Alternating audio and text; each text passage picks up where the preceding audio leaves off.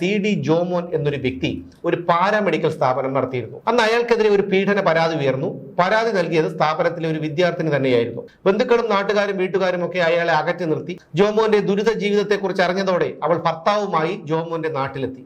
അയാളുടെ നാട്ടിലെ പള്ളിയിലെത്തി ജോമോൻ നിരപരാധിയാണെന്ന് മറ്റു ചിലരുടെ പ്രേരണ കൊണ്ടാണ് താൻ അയാൾക്കെതിരെ വ്യാജ പീഡന പരാതി നൽകിയതെന്നും ഏറ്റുപറഞ്ഞു. താൻ കൊടുത്തത് കള്ളപ്പരാതിയാണെന്ന് ആ പതിവ്രത രത്നം തന്നെ കോടതിയോടും പൊതുസമൂഹത്തോടും തുറന്നു സമ്മതിച്ചിട്ടും അവൾക്കെതിരെ കേസെടുക്കാനുള്ള വകുപ്പ് നമ്മുടെ നിയമത്തിലില്ല എന്നുള്ളതാണ്. അതുകൊണ്ട് പുലിവാല് പിടിക്കേണ്ടെന്ന് കരുതി അപകടത്തിൽപ്പെട്ട് കിടക്കുന്നത് ഒരു സ്ത്രീയാണെന്ന് കണ്ട് പുരുഷന്മാർ മുഖം തിരിച്ചു പോയാലും അവരെ കുറ്റം പറയാൻ കഴിയില്ല. മാറ്റം വരേണ്ടത് സ്ത്രീകൾക്കല്ല, നിയമത്തിനാണ്. കുടുംബ കോടതികളിൽ നിലനിൽക്കുന്ന പല കേസുകളിലെയും പരാതിക്കാരിയായ ഭാര്യമാരെ ഭർത്താക്കന്മാർ വെട്ടിയും കുത്തിയും പെട്രോൾ ഒഴിച്ച് കത്തിച്ചുമൊക്കെ അതിക്രൂരമായി കൊലപ്പെടുത്തുന്നതിന് പിന്നിൽ നീതി നിഷേധത്തിന്റെ ഇത്തരത്തിലുള്ള കഥകൾ ഉണ്ടായിരിക്കും. നിയമത്തിൽ മാറ്റം വരുത്തേണ്ടത് കോടതികളാണ്. അതുണ്ടായില്ലെങ്കിൽ ഇനിയും ഇത്തരം സംഭവങ്ങൾ ആവർത്തിച്ചുകൊണ്ടേയിരിക്കും.